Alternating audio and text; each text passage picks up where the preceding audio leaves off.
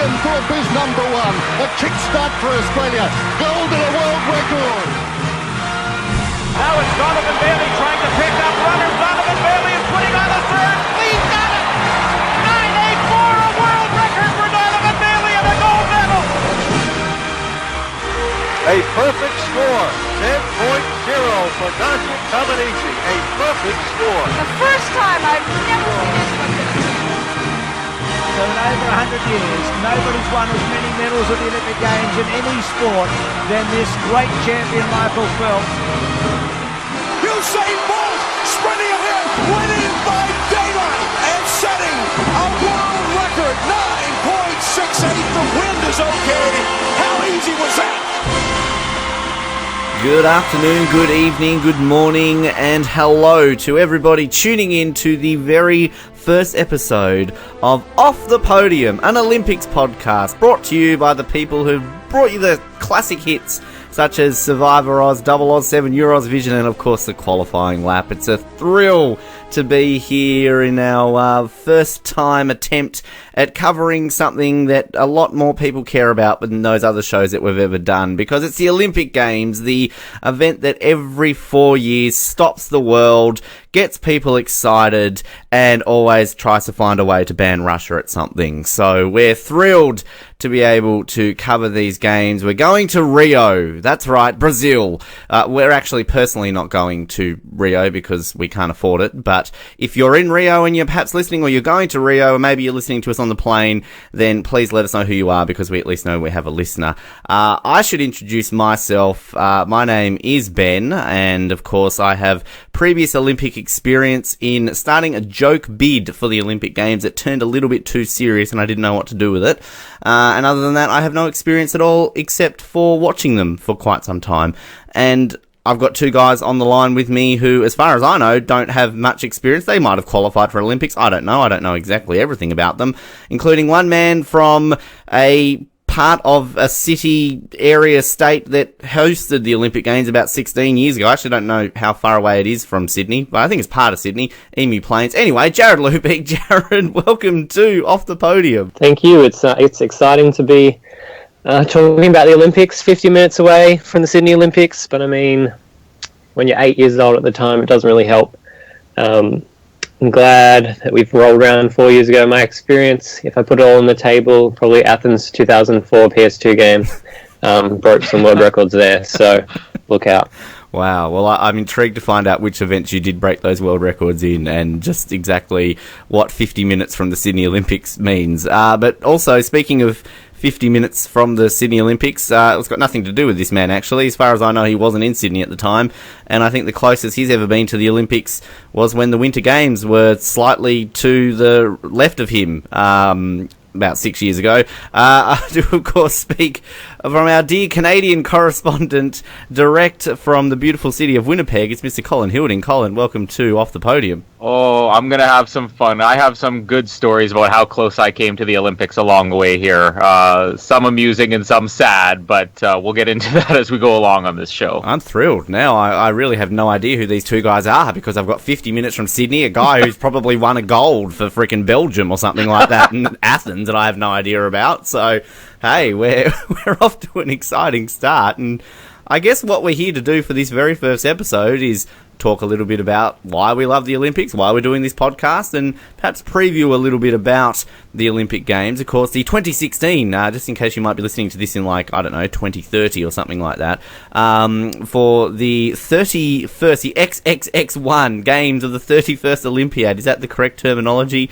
In Rio, lots of exciting events happening in terms of the lead up and all this sort of jazz, but it's more about us at the moment. And I guess I'm intrigued now, because we're sort of saying this is an introduction episode, talking a little bit about our history with the Olympics, and now that I've literally teased finding out from you two about these, I want to know more. Colin, I have to go to you now. What's going on? Tell me about this. Why do you love the Olympics? Why are you doing this podcast? And just exactly what was it like winning gold for Belgium in Athens?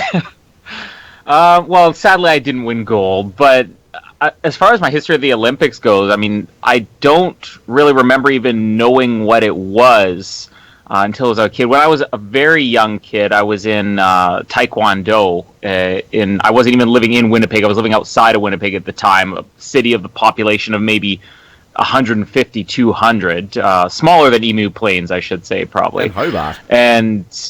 And Hobart, almost on level with Hobart. We had our own Olympic bid that failed for LaSalle, Manitoba, the village of LaSalle. But I was in Taekwondo at the time, and this was 1988, and the Seoul Olympics in Seoul, Korea, were being held that year. And my academy, which was a nationwide academy, was going to be part of the Olympics, because that was the year Taekwondo was just a demonstration sport. So it wasn't officially contested yet, but they were trying it out to see if they could go forward with it in the future Olympics. And the offer was put out there for anybody in our academy that we could attend the Olympics. We'd be able to, be there at the opening ceremonies and everything. And ultimately what it came down to is that neither of my parents could commit to taking the time off work to take me. Otherwise, I would have been right there in the opening ceremonies. We could have been on the field and everything. Wow. I would have been I was the youngest person in the academy. They accepted me kind of because we were in a small town and nobody was going to question it, and they didn't normally take kids my age, but that would have been fantastic. So that's been my disappointment for my entire life, that I missed out on attending the Olympics. But it was made up for it about a year later. The Calgary Olympics, which I watched only a little bit of. I didn't see a lot of the Calgary Olympics.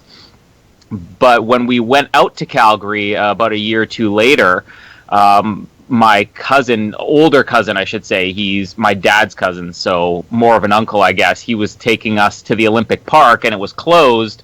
But we had to go to the bathroom really bad, my brother and I. So when they're like, no, sorry, we're closed, the security guard at the front, my cousin took us outside and said, come on, kids, we're going to go water the flowers. And I'm like, what are you talking about?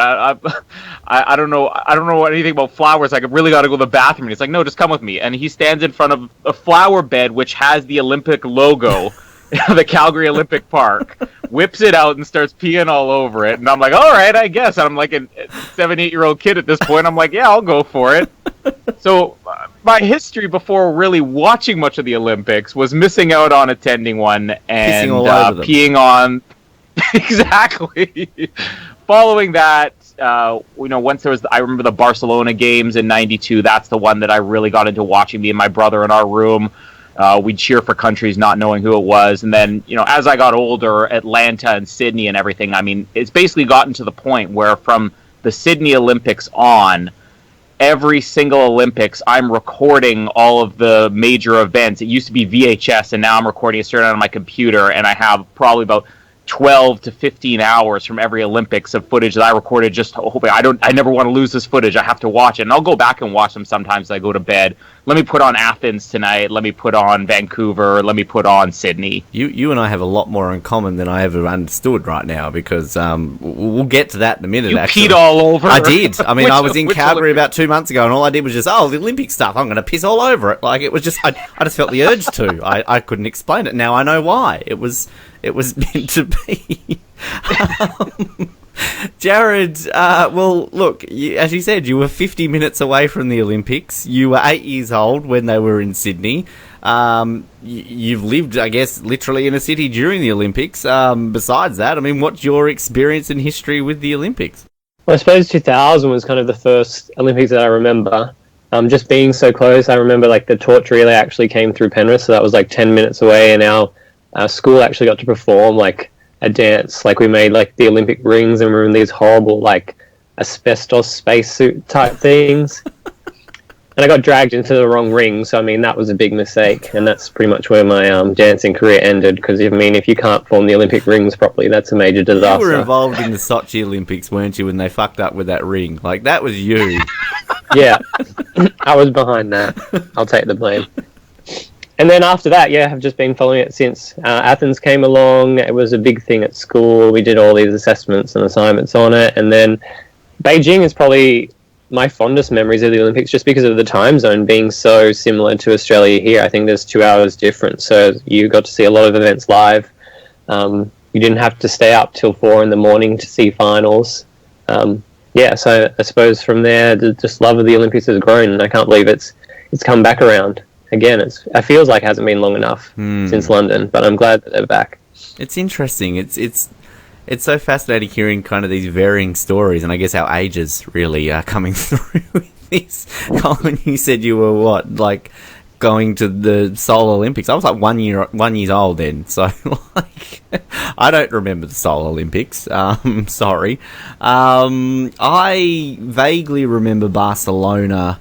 I mean, I was only 5. I think I remember Kathy Watt winning the road race for Australia, and of course, like Kieran Perkins, and you know, any Australian listening would obviously have very fond memories of him and the swimming and all that. But yeah, my main one I remember a lot of was Atlanta. I remember the opening ceremony, and you know, I mean, kind of seeing Kieran Perkins in Barcelona made me a huge fan of his. So I remember his race in Atlanta when he wasn't meant to win and was in lane 8, and of course famously won the gold from lane 8 after Australia hadn't won a single gold medal in swimming for the entire games until that final day with him and Susie O'Neill. And just, I remember collecting, they used to have daily lift outs in our newspaper of like Olympic results and all this sort of stuff, and I've still got them. You know, I kept them in folders, and you know, kept all these sort of things. And you know, I guess we're really not meant to be talking too much about the Winter Olympics, but you know, I remember a lot of Nagano, and then obviously in the lead up to Sydney was, you know, it was huge in Australia, of course. And you know, I was like begging my parents, oh, you know, can we go to Sydney? Can we go to the Olympics? And sadly, I never got to go, but I just blame my parents for that every single day. But you know, I remember, you know, the lead up, like Jarrod, you were mentioning about the torch relay. Torch relay came to Tasmania, and I remember seeing it run through the suburb that I lived in, and we followed it all the way up to this little park and watched them light this little cauldron. And then there was like this lady there who was walking around showing off her torch, and we got to hold the torch, and it was so exciting. And you know, they had all these big huge festivals and parades like that toured around Australia, like in the lead up, sort of trying to promote the Olympics. And I remember all those. And you know, the Olympics, of course, I mean, Sydney, I mean, they actually, I think, at least down here they did. I assume they would have done it in every single part of Australia. They made school holidays work around the Olympics. So basically for that entire 2 weeks, that was school holidays. So, like, you know, all day you're just watching the Olympics, and, you know, again, like you, Colin, recording it, VHS. This is a Tasmanian joke that will go over everybody's head, and I was not here, so I can't exactly use this. I went to Chicken Feed and bought a bunch of VHSs, which I will say, sadly, that I did record over all of my Sydney Olympics. I know, that's the last games that I just recorded over. I've got every single Olympics since Salt Lake, but I recorded over Sydney, so my own country's So the Canadian here is the only one who has footage of the Sydney Olympics. Well, I did buy the official highlights DVD from Channel 7 and the opening ceremony DVD, so I have them, kind of. But from there, yes, just obsessed. I remember they had... they generally do like parades in each of the capital cities of all our Olympians when they come back, and you know, they brought down a couple of gold medalists down here, and I got to like wear, I think, Lauren Burns' gold medal from Sydney, and I was like, oh my god, you know. And just, yeah, from there, Athens, you know, addicted to it, Beijing, London, Winter Olympics, and all that jazz. And yeah, I guess in terms of personal experience, I've never been remotely close to the Olympics in terms of trying to compete for them. I used to play hockey, field hockey, but I was shit. So, although, as I said, like, we, on a former radio show that I used to do, we jokingly started a Hobart Olympic bid, which was kind of like, haha, isn't this funny? Hobart could host the Olympics. And it kind of turned a little bit serious. It kind of went from one step to the next. We actually got politicians on board. We made like national, international headlines. I was contacted by major companies wanting to sponsor it. I ended up being nominated for Australian of the Year, and as well as Tasmanian Young Achiever Awards. And it just went a little bit too far, but... They clearly never listened to your shows. Yes, we loved it. We loved the attention. So it was great. But, yeah, still very sad that we lost to Tokyo for 2020. So, you know, we're still hopeful for 2028 at this stage. But, yeah, I'm excited for Rio now and these, as I think Jared used it comes around so quickly. But it's exciting because I always say after every Olympics I suffer from SOWS, S-O-W-S, Severe Olympic Withdrawal Syndrome, because for basically 2 weeks I'm locked in a room and watching and I'm not doing anything. Like, oh, Ben, you want to do this? No, the Olympics are on. It's there's just something magical about them, isn't there? Like, it's... I love a good major sporting event. I love the World Cup. I love, all these other events. But I just think the Olympics are it. They're the main ones, and particularly the Summer Games. I personally kind of like the Winter Olympics a little bit better, but that's, I guess, for another discussion. But, I mean, why do you like them, Colin? Why do you like the Olympics so much? I mean, one thing definitely, there's the competition and there can be, national pride. I like the Winter Olympics better, too. That has a lot to do with the fact that Canada obviously succeeds in the Winter Olympics. In the Summer Olympics, not so much. We definitely have our sports. But, yeah, you can become a fan of a sport that you've never watched before, even if it's not one that your country dominates. And a good example, even if your country does dominate, rowing is, as far as the Summer Olympics goes, that's been the big one for Canada as long as I've been alive. And that's what I remember watching Barcelona, really the first Olympics I followed. And my brother and I would be, at home, obviously with summer vacation, so we're home, and we turn on the TV, and the Olympics are on, and it's rowing, and we're like, Canada wins at rowing? Like, this is amazing. And suddenly you become the expert in rowing. Or the same thing happened in Sydney. I remember there was kind of a big drought with Canada, and all of a sudden this event, trampoline, which at the time I was like, trampoline's not a sport.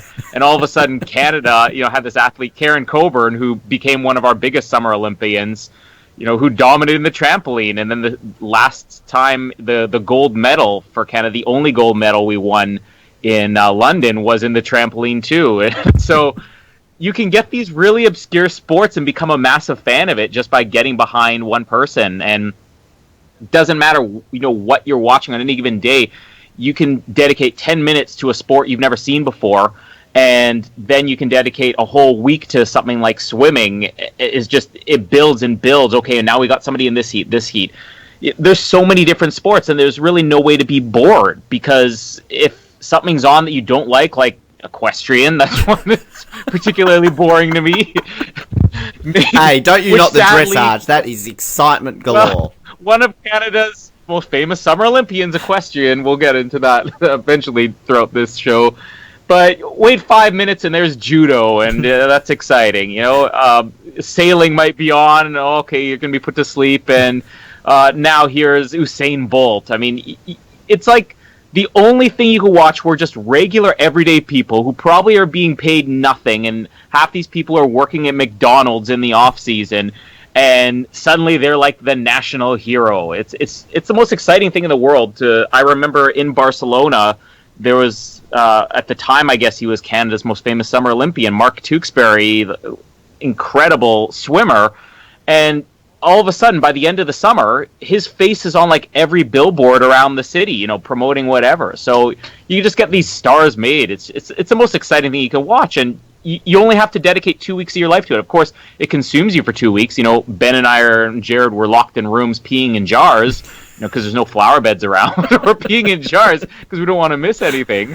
But you're only dedicating 2 weeks, and then you have a 4-year build-up, and it's the most exciting thing when it finally comes up after 4 years. I really hope that people this week will go out to their local nursery and grab some flowers and some dirt and grow some flowers in the shape of the Calgary 1988 Winter Olympics logo in their bedrooms, preparing for the toilet breaks that they need to have in the coming weeks. Jared, what is it about you? What's so magical about the Olympics for you? Is it the art and skill of the dressage and the equestrian as well, like we all seem to love? I think that's definitely part of it. I don't know if I'd put it at the top of my list, maybe second. I think it's just the pressure that these sports people are under. The fact that it only comes around every 4 years, and for some events it's just they're separated by hundredths and thousandths of a second, and the events are over so quickly. And just seeing people compete under that pressure and seeing people hold their nerve and just getting these amazing kind of success stories. And then you have the lovable underdogs who come through and these champions who fail at the last hurdle. It's just the whole build-up. And the fact that you may get to go to one Olympics, some people may get to go to 3 or 4, but in that moment, all the attention is on you and you just have to perform. And seeing people compete at that high level, it's just so exciting to watch. It's fascinating. It really is. And I want to talk about given that we'll have Jarrod and I obviously focusing on an Australian perspective. We've got Colin, Canadian perspective. Colin, as you I'm sure know, love Canada, and I always seem to pay close attention to how you guys go at the Olympics, and generally in the Winter Olympics I'm always rooting for Canada anyway, because we're kind of like you in the Winter Olympics. We generally suck, so if we win a silver medal it's like national celebration. But I guess throughout our time watching the Olympics, before we talk about that, I mean, do we have favourite Olympic moments, like a particular one maybe from your time watching the Olympics that you just remember more so than in any others? Or I guess you could, I suppose, even bring up ones from the past that you weren't alive for, but you maybe watch a lot on YouTube, or when your parents whip out the old talkies or something like that. Colin, I mean, what are some of your favourite moments that you remember? Well, anybody who's listening right now in Canada, there's pretty much one name that comes to their mind, and that's Donovan Bailey, 1996 in Atlanta. It's good. He's famous everywhere else. He's more famous than that other Canadian sprinter about 8 years ago that might have had a gold medal or two taken away from him. Yeah, well, that's what's funny, because in 1988, that was all I really remember, other than when I was in Taekwondo, and they brought the opening ceremonies in for us to watch as part of our class that day and a couple of the events. The only thing I really remember from Seoul was, Ben Johnson, the Canadian sprinter, who ended up having his medal stripped from him because he tested positive for steroids. And that was kind of like the shame of Canada. It was, at the time, probably the most successful athlete we had ever had in the Summer Olympics. And then flash forward 8 years later, and we have Donovan Bailey, and that event, I mean, I think everybody can remember it vividly. My friend and I was sleeping over at his house when we were watching the event, and there was several false starts to the event. It just wouldn't get going, and eventually it gets going, and Donovan Bailey not only wins the gold medal, but he sets the world record. He's the fastest man alive. There's so much that went on with Donovan Bailey after that, where he almost became bitter and angry. A lot to do with the fact that he had another race, which maybe we'll get into another time, against the American who won in the 200 meters, Michael Johnson, where Michael Johnson kind of in a sketchy way pulled out of the race. It was more just an exhibition, and Donovan Bailey became a very bitter man. But he's kind of come back, and now he's all over TV. When you watch the Olympics, the Pan Am Games last year, same thing. He's their guy. He's their expert that they have there covering all the events and giving the commentary. And still to this day, hands down, the most famous Canadian Olympian ever. Most of our stories would be from the Winter Olympics, but Summer Olympics, it's easily Donovan Bailey. Memorable moment, maybe for the wrong reason. We had Perdita Felician in, I think it was Athens. She did the hurdles, and it was so exciting for Canada going in because we had never really had somebody where we could guarantee, this is a lock, we're going to win. And it's interesting here because we get the American coverage too, and one of the issues I have with NBC's American coverage of the Olympics is that in every event, the Americans are the front runners, even if it's like they end up coming in 16th. It's like, well, this is pretty much what we predicted, but before the event started, they're like, all eyes are going to be on, Johnny Crabapple here, and the men's 200-meter butterfly, and meanwhile he's nowhere in it. But it was so exciting because even when I tuned into the American coverage waiting for Perdita Felician's event, they're like, the Canadian Perdita Felician is going to be unbeatable in this. And what happens? She trips on the first hurdle and takes out two other runners next to her. It was right back to Ben Johnson. It was the shame of Canada. Wow. But sadly, that is one of the more memorable moments. But it's something that, my brother and I still joke about it. I was telling him the other day, we're going to be doing this Olympic podcast. Hey, you should get Perdita Felician on to apologize to Canada. Well, I mean, we are a forgiving country. She's another one of those people who's doing commentaries now on TV. But sorry. Yeah, there's good and bad moments. there are good and bad moments for Olympics, but you remember both of them, I think. Well, Jared, before I ask you, actually, I do have funnily enough, a Canadian moment that I remember very fondly. Simon Whitfield in Sydney winning the triathlon. Yeah. And I think did he not win again in Beijing, from memory? I don't remember if he won in Beijing. I believe he medaled at least. But yeah, he's pretty much the go-to flag bearer that we had for several Olympics. Yeah, he won the silver in Beijing. Right. Looks like here. Okay then. Well, yeah, I knew he won another medal, but no, I fondly remember that because I remember because triathlon was making its debut in Sydney, of course, and we're generally pretty good at triathlon, so they thought we'd win lots of medals, and we didn't win any in the men's. I remember, I think, what was her name? She won silver in Sydney. Michelle Jones. It'll come back to me eventually. Anyway, Jared, your memories of your favourite memories, I should say, from the Olympics. Well, I think the stand up for most Australians is that Kathy Freeman winning gold in the 400 metres. I think that's one of those races that you can just watch over and over again and still get goosebumps each time. Other than that, I mean, lots of wins in the pools. We had that whole sort of golden age of swimming from like 2000 to 2008. Ian Thorpe versus Peter Van Hoogenband. Every single race was just so good to watch between those two. Athletics-wise, Steve Hooker winning the pole vault was just like crazy. Yes. Sally Pearson in the hurdles as well is just, it's a shame that she's not competing again, but seeing her win silver and then win gold was just mind-boggling because, I mean, track and field wasn't something that traditionally we were great at that stage. In terms of bad moments, I always will remember, I can't remember what her name was, but the female walker in the 2000 Jane Olympics, Saville. and she was winning, and she's coming into the stadium, and then she gets disqualified. And that sticks in my mind as one of the worst Olympic moments ever. It was just heartbreaking to watch. Just Michelle Jones was the name of the triathlete that won silver in Sydney, for those who are desperate to know. I have actually had the pleasure of interviewing Jane Saville several years ago for the Brink when I used to host it, and after all these years, she still sort of fondly remembers it.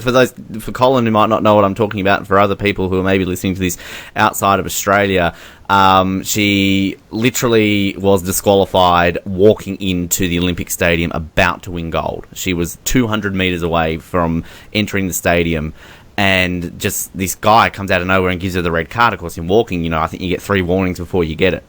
And, it was heartbreaking. And there was a really famous interview with her afterwards where the guy turned around and was like, so what would you like right now? What are you feeling right now? She's like, I'd like a gun to shoot myself. Because she was just absolutely distraught. She had a gold medal just taken away from her. And, that was hard. You're mentioning Sally Pearson.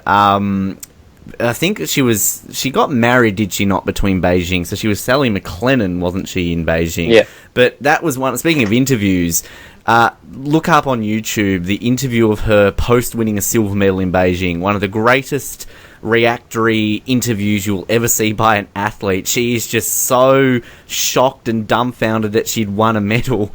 And she's just like staring at the reporter going, I won a medal! Like, she's just so, over the moon. It's incredible. I mentioned before Kieran Perkins. I was a huge fan of his growing up. Swimmer, won back-to-back 1,500 metres in Barcelona and Atlanta. I think he won the 400, I believe, too, in Barcelona. But yeah, for Atlanta, he had no hope. Daniel Kowalski was the big hope there for Australia, because generally the 1,500 metres in the swimming is always our sort of pet event. Of course, Grant Hackett won back-to-back in 2000 and 2004. And yeah, he had really bad lead up to it all. He barely qualified for the final, was in lane 8. Kowalski was in lane 4, so no one was like, oh, well, Kieran Perkins isn't going to win a gold medal. He's not even going to win a medal. And from nowhere, won a gold medal. So I remember that. So much about Sydney, the 4x100 metres relay on that opening night, of course. Thorpe had won the 400 metres.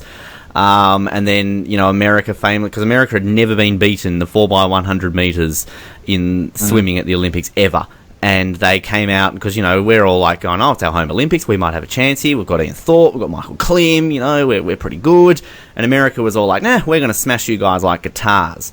So, of course, you know, it comes to that final changeover, and Thorpe, you know, mows down, was it Gary Hall Jr., touches him at the wall. You know, I remember Dennis Cometti's famous call. It was amazing. They get out of the pool, they're all happy, and they all start strumming air guitars, staring over at the Americans like, fuck you, America.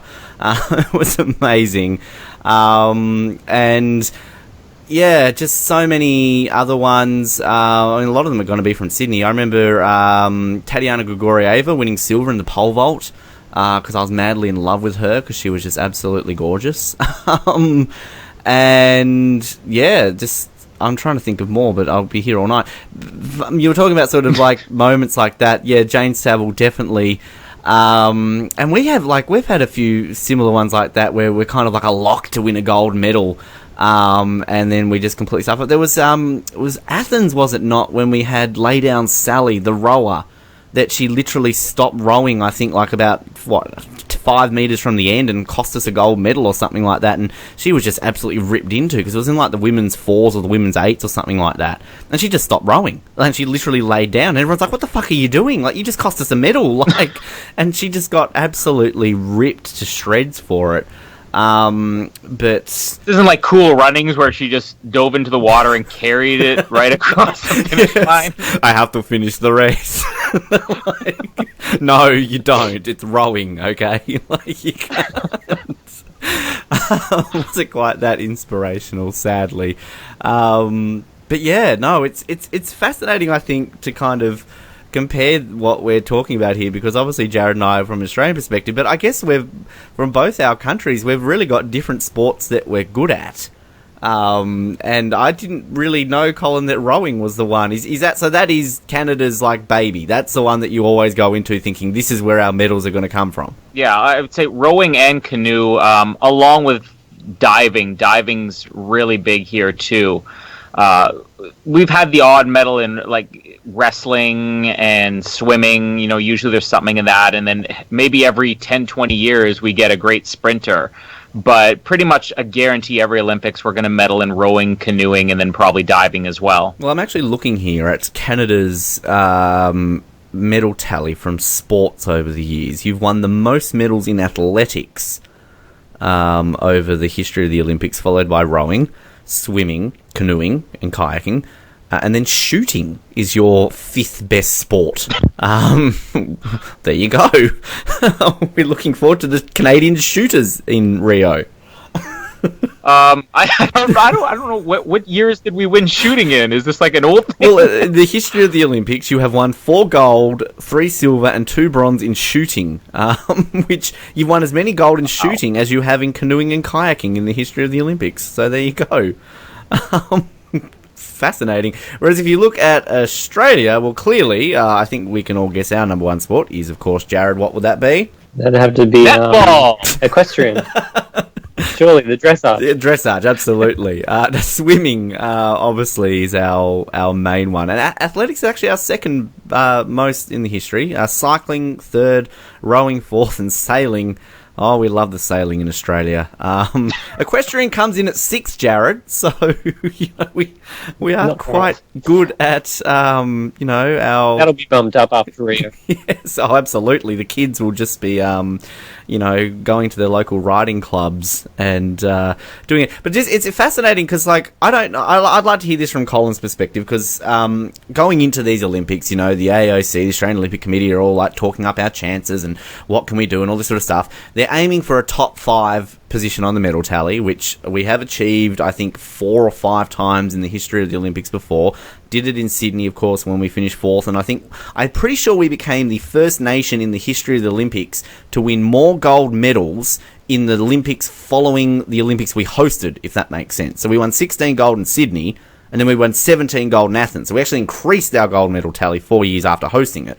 But, Colin, does, like, the Canadian Olympic Committee come out and say, oh, hey, we're aiming to finish in the top 30 or something like that? I don't know exactly what it is. I know that for years it was kind of like every Olympics was a huge disappointment. Oh, we should have done better. We should have done better.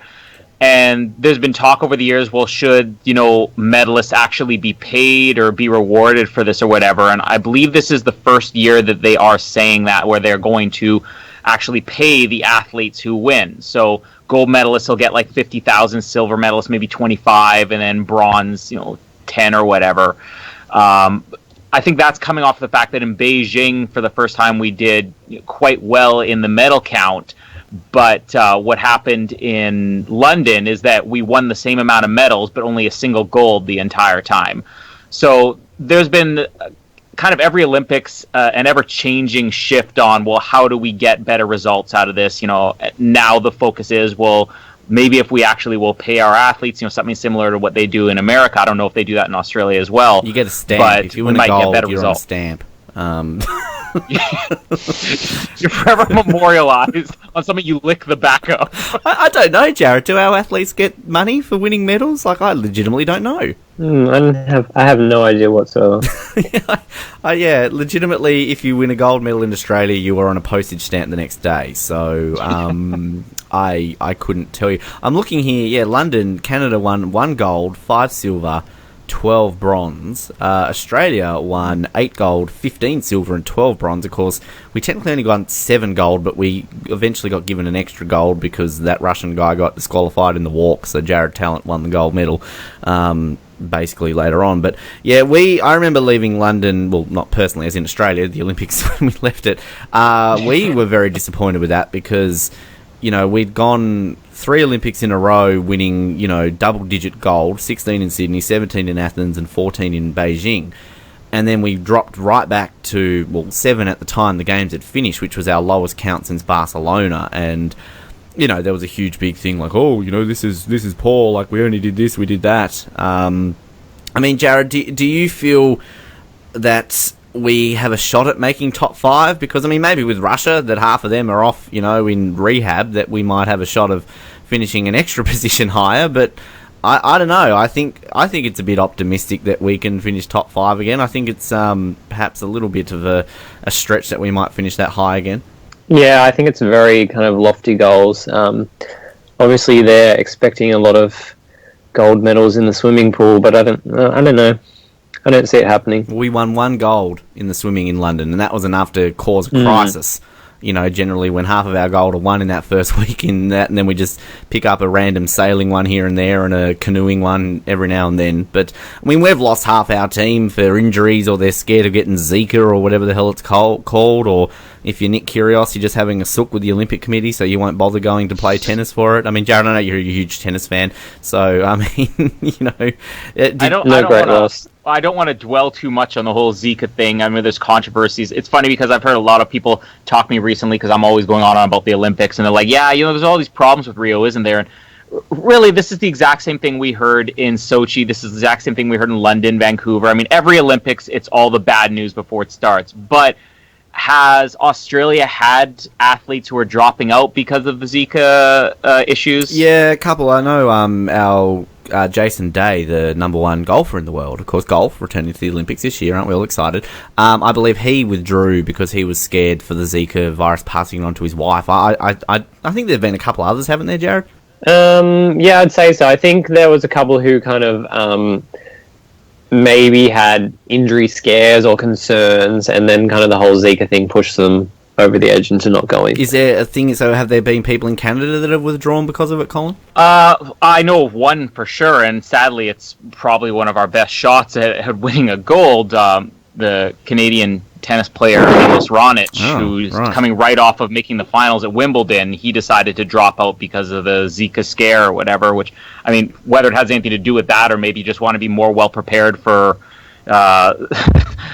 more high-paying events that aren't the Olympics, who knows? But yeah, that was kind of sad because I think, especially coming off of Wimbledon, there was a lot of anticipation that Raonic could at least medal for Canada in tennis. I'm intrigued to talk about this throughout these Olympics because there's always debates over certain sports, whether they should be in the Olympics or not. And we'll talk a lot about this over the coming weeks because we all will each have our own individual opinions. Tennis is always one, soccer's always one. The return of golf and rugby. This is big talking points, and we will get over those, talk about those, of course, throughout it. But yeah, it's interesting, kind of, as you were saying, there's always controversies leading into Olympics about certain things, and, like, we've got a huge controversy over Russia in terms of their athletes, and now we've got this. Obviously, our we should mention this is the very first Olympics for new IOC President Thomas Bach. Summer Olympics, I should say. He, of course, was president during Sochi. But, yeah, we'll see how he handles it. I saw a press conference with him earlier today where they were sort of asking him all these questions about Russia, and he just stared them down and was like, no. Like, he didn't even answer anything else throughout it. A couple other things I'd like to touch on in this introduction episode. I mean, we could cover so much. We don't want to be here all day. We don't want to be here till the Olympics actually start, because we'd like to perhaps do another episode previewing a little bit more about certain things before the opening ceremony. Well, what else are we supposed to do to keep ourselves busy for the next 6 days? They haven't even released an Olympics video game this year. Jared's still having to play at Athens on the PlayStation 2. I've still got London 2012 on the PS3. Like, I don't have Sonic and Mario go to the Rio Olympics. I don't have a Wii. Like, come on. It's because I don't have the Calgary logo to pee on. But now, rivalries, just in terms of countries, because, like, obviously, I could imagine, Colin, you mentioned you get the American feed. I'd love to know, in terms of Canada and USA, in terms of rivalry. I mean, I obviously imagine it's quite big at the Winter Olympics, because, as you said, generally you do okay in the Winter Olympics. You finished, third at the last ones, and you won the medal tally, basically, in Vancouver. For Australia, it's New Zealand. We'll get to that. But, like, is there a big thing in Canada about, like, we've got to at least beat America in one sport? Canadians are weird in that they don't like to get competitive unless they know they're going to win, I think. And we definitely do have that rivalry in certain sports. Like, I don't think there's ever a thing, well, we got to beat the Americans at everything, even though Canadians are kind of always have that attitude, I want us to be better than Americans. When it comes to hockey in the Winter Olympics, of course, it's always, well, we have to beat the Americans. With the Summer Olympics, we got that in Athens, obviously, because we had, Donovan Bailey, they had Michael Johnson. They were in different events, but of course they had that exhibition match, which ended in big controversy. There was the men's 4x100 relay for athletics, and that was a big deal that year. So in certain Olympics, yeah, and I think this is one year where there is going to be the same focus on we need to beat the Americans. I don't know whether it'll be possible or not, because really you have Jamaica and the United States in athletics, which it's going to come down, I think, to the 4x100 relay. That's the thing that Canadians are going to be waiting for. And also just the 100 meter, too, because we have Andre DeGrasse, who's pretty much our greatest athlete since Donovan Bailey is what people are promoting him to be. So certain events we may have that focus. But overall, I think Canadians are more competitive with themselves. Like I said, the big controversy last time was, we won just as many medals as Beijing, but we only won 1 gold. And there's always the focus, we have to do better than the last time. There's usually not a lot of competition with other countries. We'll talk a little bit about kind of Canada's big medal hopes and that shortly, and we can go over some of Australia's. But Jarrod, I guess for us, obviously, as I mentioned, it's New Zealand. Now, we got a bit of a scare in London because, I think New Zealand's kind of similar to Canada in a way that they generally suck in the Summer Olympics, no offence, but like New Zealand suck at both Olympics. It's not like they just suck at life because they're New Zealand. But like in London, they actually... Goodbye, all New Zealand listeners. Thanks for joining us for the first half hour. We love you, New Zealand. But like New Zealand, they did pretty good in London. They won 6 gold medals, and as I said, we technically only won 7 before they changed the medal tally. Like I think this year when we finally got that extra gold. And if you look at New Zealand's history heading in to London, going back to Bart, they won 1 gold, 3 gold, 1 gold, 3 gold, 3 gold. Then they doubled their tally to get 6 in London. So if you want to be technical, Jarrod, at the time they finished 1. Then that scares Australia when New Zealand can get within 1 gold of us. And I think for most of London, they were actually ahead of us on the medal tally from memory. Yeah, that would have been embarrassing. I think when double digits kind of goes out the window, the focus turns to we have to at least get more gold medals than New Zealand. If we come home with less gold medals in New Zealand, there will be riots on the street. It will be worse than if Donald Trump becomes president. People will be peeing all over everything. It's just walking down the street. Pee on everything. Just public urination 24/7 just in protest. Yes. Oh, I can see it now. It's fascinating to look at New Zealand's medal tallies history, because, like, Australia, if I am correct in saying it, every single Olympics we have ever competed in, except for the 1904 St. Louis Olympics, I stand corrected. What a games they were. We didn't win a medal, sadly. We only sent 2 athletes, so they failed miserably, both of them. But Canada, on the other hand, you've won medals at every Summer Olympics you've competed in, including 1 solitary silver back in 1960 in Rome. But New Zealand, they did not win a medal in Moscow in 1980. That might be because they probably didn't compete at those games, because a lot of countries didn't go to them. 1948 London, they didn't win any. But I know that Canada and Australia hold a unique connection, which I don't know if either of you could guess the trivia aspect that I'm trying to point out there.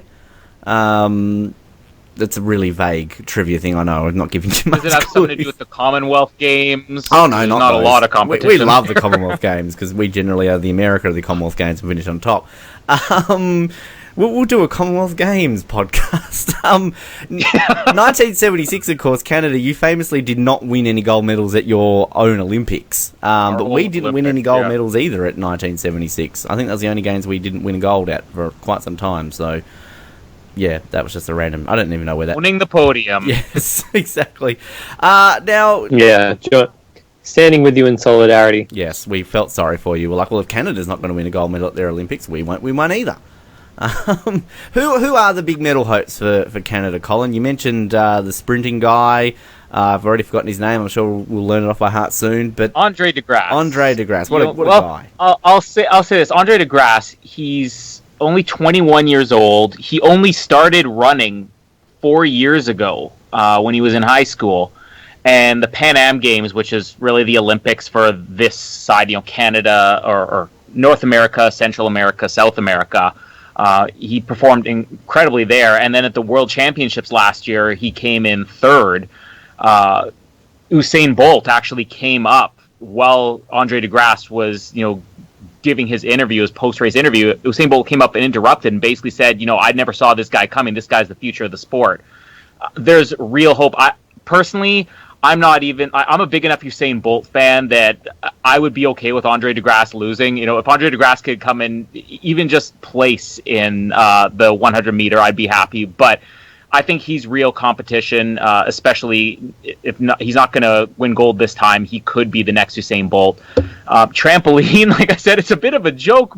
It was a joke in Sydney when it first happened, but that's become Canada's event. And the only gold we won last time was Rosie McLennan, winning the gold in trampoline, and she's pretty much the front runner this time. Diving, which has become, like I said, a huge sport here, particularly the women's diving. The men's diving's taken a bit of a, I guess, dive.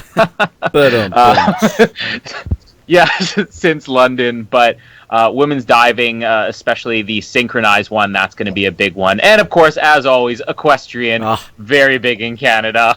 We're really looking forward to that here. I just need to work out the time zone difference and everything so I can set the recorder and just watch the dressage live and record it and just watch it and just stuff the other events.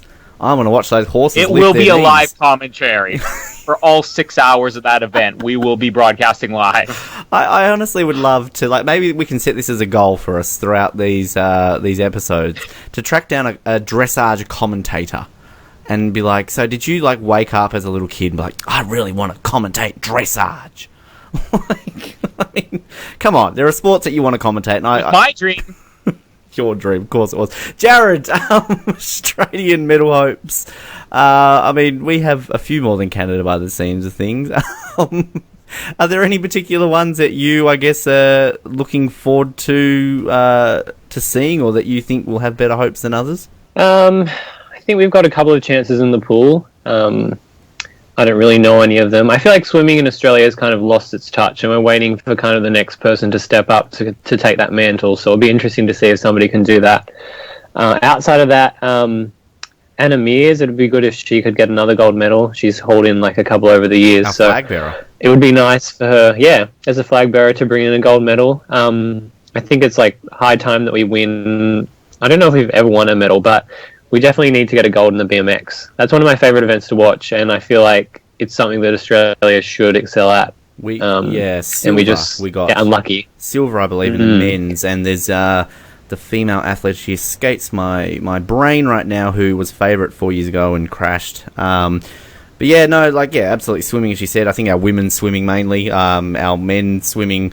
We haven't really gotten much going for us there as we used to, since Thorpe and all that left. But you've got the Campbell sisters, Emily Seabohm, of course. They're the ones who generally will go well for us in swimming. Outside of the ones you mentioned, now, of course, hockey. Our men's hockey team is pretty much been the number one hockey team in the world for like 50 years and have only ever won one Olympic gold medal. So we generally always choke when we get to the Olympics. And I actually played hockey against one of their main stars, Eddie Ockenden, who used to score a shitload of goals against me when I was growing up. So I gave him... Did you get at least one good shot in on him? Well, I was goalkeeper, so I just gave him practice because I knew he was going to make it one day. So you're welcome, Eddie. Sailing... Just Ben cowering in the corner. Stop! Yes. Sailing, I couldn't tell you one single Australian sailor, but we'll probably win a few gold in sailing. I don't think any Australian knows the name of any of our gold medalists from London, because didn't they win about 3 or 4 gold medals when we'd only won a couple at that point? And we're like, yeah, we're saved by the sailors. And to this day, we have no idea who the hell those people are. So they're probably working at McDonald's, as you said, Colin. Like, I probably got served by one yesterday, for all I know. And cycling, obviously, you mentioned Anna Mears. We've got a great group of cyclists. Our Rugby Sevens women team are the best in the world. They've got a huge chance there. Tennis, Sam Stosur. Jared, what do you give the chances for a Sammy Stosur medal? Low. Okay. But you never know. Is Miss Bouchard competing, Colin?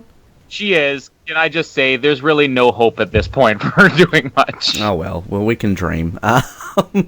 Triathlon, I think we've got a few good chances there. Equestrian, of course. I believe we've even got a couple of modern pentathletes, Jared. Now, you're talking up equestrian. I'm all for modern pentathlon, because it's a lot better than old pentathlon. It's modern, it's new. So I'm looking forward to that. Progressive. And basketball, of course, the Boomers. We have a very good shot, apparently, of finally winning a medal. We've never won a medal in men's basketball. The Opals are generally top 2, top 3 in the world. I think we've won the last 3 or 4 silver medals. We always lose to America in the gold medal match. So look forward to another silver in the women's basketball. So, yeah, there's plenty to look forward to from Australia. Sorry, Colin, that we've got a few more chances than you do, but we can give you a medal or two if you want.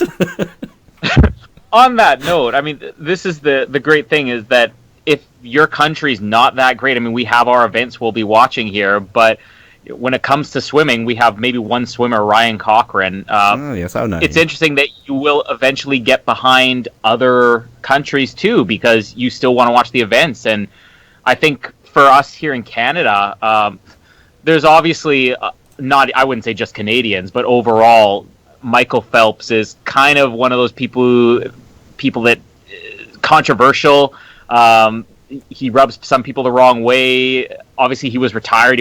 He's coming back this time. There's going to be a lot of focus on him. But really, the up and coming, I wouldn't even say up and coming. The one they're already saying is the female Michael Phelps, Missy Franklin, in swimming. She was 17 years old last time, and she won 4 medals. And she actually holds dual citizenship with Canada and the United States. She competes for the United States, but that's another one that Canada's always watching. Like, it's okay for us to cheer for an American because she's got dual citizenship. Well, so you can always get behind other countries as well. Shouldn't they count for both countries then whenever she wins a medal? Like, if she's a dual citizen, like, here you go. Half a medal for Canada, half a medal for America. That works. We're going to split this in half. One side can never cross the border. She just has to sit it on the border, so half is in each half of the country every single time. Actually, just when we talk about Phelps, obviously superstars that, outside of our own countries. I mean, Phelps, yes, Usain Bolt. We all love. Who doesn't love a bit of Usain Bolt? I mean, if you don't love Usain Bolt, I think you're not human, right? I mean, the guy's just a machine. Clearly, we both love him. We're going to discuss it now. I thought we might get some opinion of Usain Bolt. I mean, if we don't have any because we all agree he's awesome, then that's fine.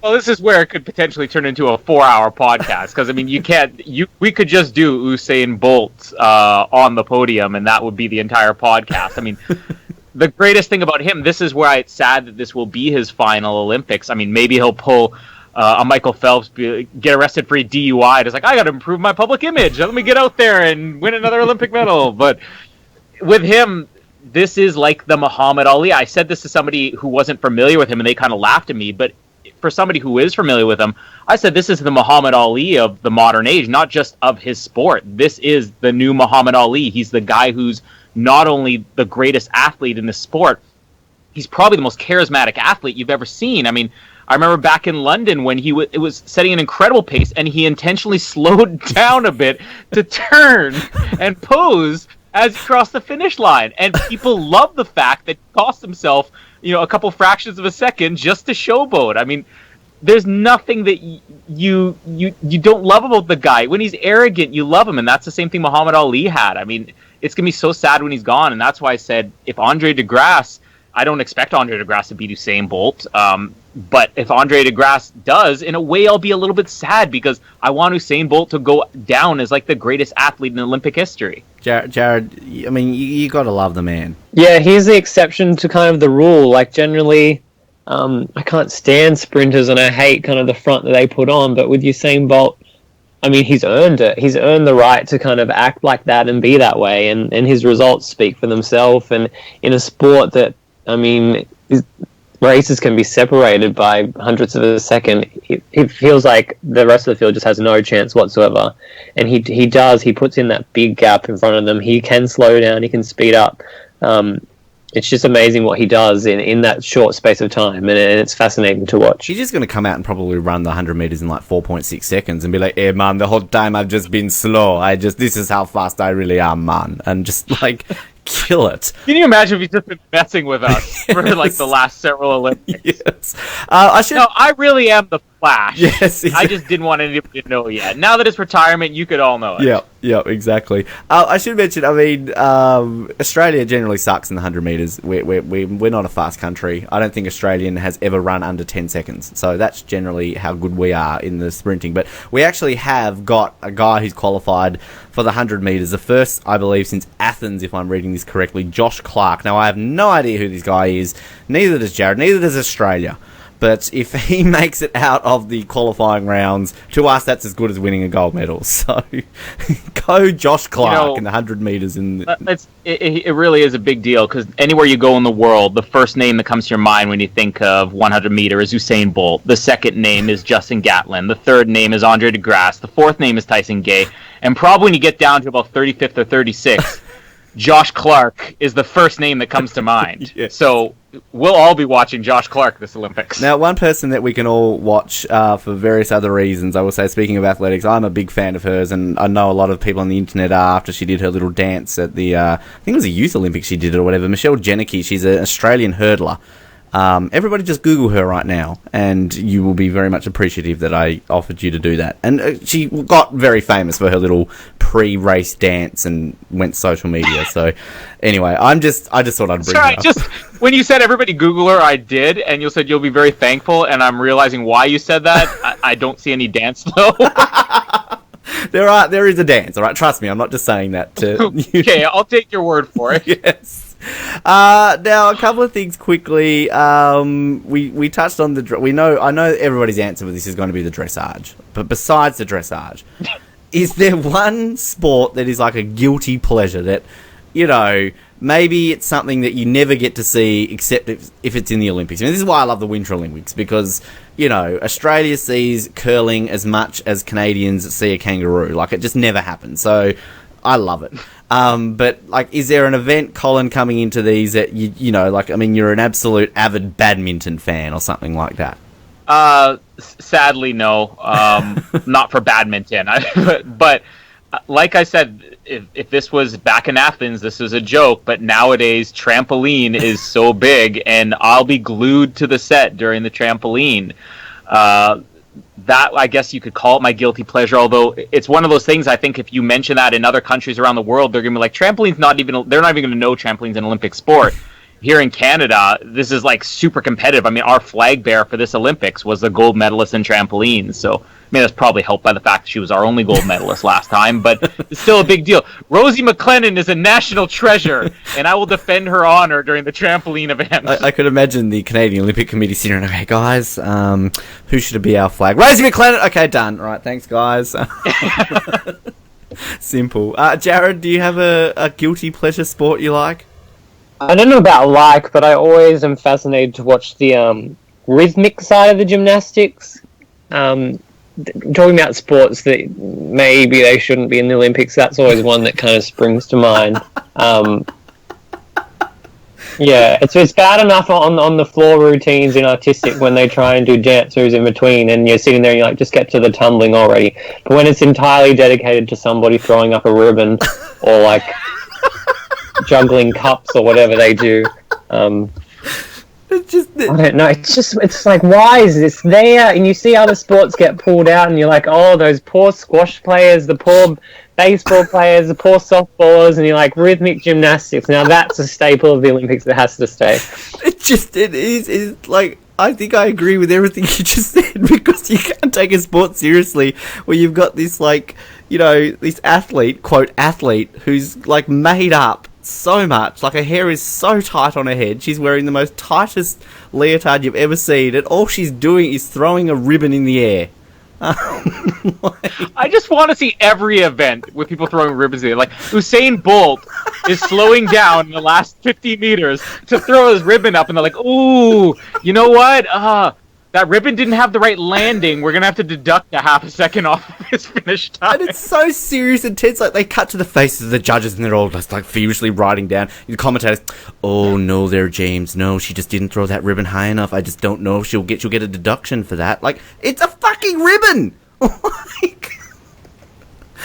Anyway, hello to all our rhythmic gymnasts listening to Off the Podium. Download now via iTunes. I actually am a bit of a guilty pleasure fan of just gymnastics in general. I think it is a fascinating sport. Like, I mean, you know, having to walk on that tiny little beam and flip, and I mean, I can't even get out of bed without falling over. Like, I mean, it's pretty crazy what they can do. I love the handball. I am a huge fan of handball. We played that a bit in school, and it's just fun. It's just a fascinating sport to watch. Modern pentathlon. Seriously, I know nothing about modern pentathlon. It just seems like it's. I swear it's the sport at the Olympics that no one gives a shit about. Like, you never hear anything about the modern pentathlon unless you're from like Kazakhstan or Bulgaria. And you know, good on them. I mean, I'm sure that's probably like national heroes are made from their modern pentathletes. But you know, a sport that combines shooting, equestrian. You don't shoot the horses. Fencing. You know, swimming, athletics, and what else do they do in modern pentathlon? What am I missing? Fencing, of course, fencing. Why not? So they chop the horse up after shooting it before swimming it across the river and running it to their village. It's classic ancient Olympics. That's what they did back in Greece. So it's fascinating. Actually, fencing... I remember back in the good old 2002 London matchup of James Bond and Gustav Graves in the modern pentathlon. Oh, wasn't that good?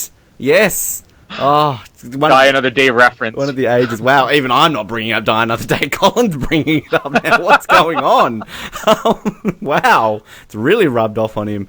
But yeah, no, handball definitely. I love watching it every 4 years, and wrestling just for the fact that I don't know what I'm watching. I'm just like, You're like, why aren't they hitting each other with chairs? I'm like, where's, you know, The Undertaker? Like, it's a strange sport. Like, I get it. It's very ancient Olympia and all that sort of stuff. But, you know, like, yeah, I think it's only a few leotards removed away from porn. But, we'll maybe discuss that at some point. Hey, wrestling is one of Canada's sports. Well, hey, whatever floats your boat. You know, good on you. I didn't say porn was. I said wrestling was.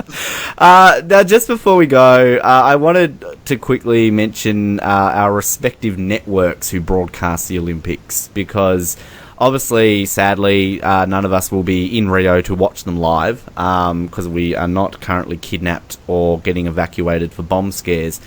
But we're all afraid of Zika. Let's just say it, okay? terrified. We're no better than Milos Raonic. Our budget was going to take us over there, but then we just paid for lots of vaccines instead. Now, Colin, tell us a little bit about the Canadian broadcaster of the Olympics. Is it a new broadcaster? Have they broadcast the Olympics for a long time? Are they good? Are they bad? Do you get special things like apps and websites and extra channels? I mean, give us a perspective of Canada watching the Olympics. Well, the main network that broadcast it is CBC, which is really Canada's sports network. They've had Hockey Night in Canada, which is, the highest rated show in the entire country for pretty much my entire lifetime. And they have broadcast every Olympics, at least that I've been alive for, with the exception of Vancouver. They lost the rights for Vancouver, but got it back for London and Sochi. So they'll be doing it again, and they basically will cover it day and night. There will be the daytime feed. They'll break for an hour to do news. They'll do the evening feed. They'll break for an hour to do news. They'll do the overnight feed. And on top of that, we have TSN, which is, you could say Canada's ESPN. It's Canada's sports cable channel, and they expanded to 5 networks a couple of years ago. So we'll basically have CBC as the network coverage, TSN 1, TSN 2, 3, 4, and 5. And between all of them, you can get the apps where you can watch it online and stream it, which is what I'll be doing every day while I'm on my way to work, while I'm at work, while I'm going to the bathroom, while I'm showering. I'll have it playing about 10 feet away, just a high volume, just nonstop around the clock. And we should mention, of course, you're in a fairly good time zone too with Rio, aren't you? You're only about, an hour or two behind, I believe, Rio. Yeah, so I mean, it will be like regular coverage for us, like the Sochi. If you want to watch something live, you're waking up at 4 o'clock in the morning or whatever. This is going to be much easier to follow here. Well, on the other hand of things, Jarrod and I will be waking up at 4 o'clock in the morning. Basically, for example, the opening ceremony is on at 9 o'clock in the morning for us on Saturday. So, I think we're 13 hours ahead of Rio. So the easiest way I work it out is just minus an hour and then work out the opposite of what it is. So like right now it's 11:30 we're recording this, so it would be 10:30 in the morning in Rio if my calculations are correct. Jarrod, we know that Channel 7 have gotten the Olympics back. What are your thoughts on Channel 7? Because I don't know if mine will come across very nicely. I feel like I have fond memories of Channel 7 with the Olympics. I can't say the same thing about all other shows, but to me, the Summer Olympics just is a Channel 7 event. London definitely felt a bit weird. I feel like the Winter Olympics are kind of fair play when it comes to the networks, but for me, it feels like the Olympics are home on Channel 7, and that sounds cliche and all, but that's just what feels right, in my opinion. In all fairness, you are right. I think, have always had them for the most part, except for every now and then. They lost it after 2008, and Channel 9 had, Vancouver and London, and Channel 10 had Sochi. So we're basically, all 3 of our major networks have had the Olympics in the last, 4 years. But, I'm not a general fan of Channel 7, really, at all. I'm a fan of Bruce McAvaney. That's about as far as I can go. But to put it into perspective for anybody who doesn't really know how Olympic coverage works in Australia, we'll get 7 full days of 18 hours of swimming coverage. Oh, remember that gold medal we won on day 1? Let's watch it 5 more times in a row and different angles. And by the way, there's apparently a rowing event happening. Let's watch. Oh no, we're back to the swimming. So that's how it works. But thankfully, we are, I believe, getting the 2 digital channels with Channel 7, so 7 2 and 7 Mate. Yes, there is a channel in Australia called 7 Mate. We'll be broadcasting other events. I just realised that when you explain that to somebody, it kind of comes across quite ridiculous. But there legitimately is a channel in Australia called 7 Mate. Wow. Coming up next on 7 Mates, the fucking judo. I want to get the 7 Mate app now. I really hope that that's how they do it. I don't know if they're going to just really, the most Australian sport of them all, dressage. Next on 7 Mate. Get your beers out and just watch it. But yeah, they've launched an app which, yes, will have varying things, but I also believe that they've got a service this year which you have to pay for, but if you pay for it, you can watch every single event live. So you could watch dressage. Like, I'm sure they'll have the dressage highlights channel for and it's worth the money in itself. So, I mean, that's pretty exciting. I don't know the costings of it or anything along those lines. We really should have done our research coming into this episode, but exciting for Australia to watch that, and we'll see how it goes, really. So, yes, we've talked about a fair bit, and also not a whole lot at the same time. One thing I will say, it kind of sounds like I'm being paid to give a plug for this. I'm not. I legitimately am not. I picked up a copy of this the other day, actually. There's a magazine out in news agencies, Official Australian Olympic Team Guide to the Olympic Games, #OneTeam. I'm guessing that's what we want to use on Twitter. It's actually quite good. I don't know if either of you go out of your way to buy things like that, or if they have them in Canada, Colin, you know, the Canadian Olympic preview, which is like 2 pages long. But yeah, it's worth it. Go get it. Colin, did you want a copy of the Australian Olympic Guide to the Olympics? Send it to me right away. I can't wait to see it. You'd be like, wow, you can win in more than one event? What's this multiple medals you speak of? Olympics exist outside of rowing and trampoline? What's this athletics? Never heard of it.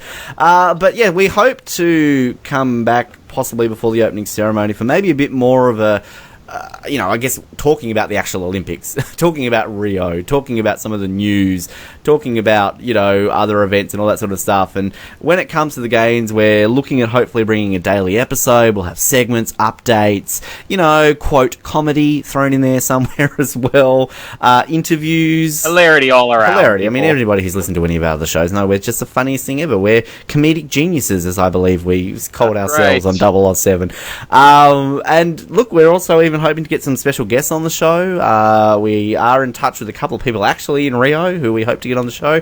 And look, we might even track down an Olympian or two. I'm sure we could go to McDonald's tomorrow and we could just be like, hey, didn't you finish 7th in modern pentathlon in Sydney?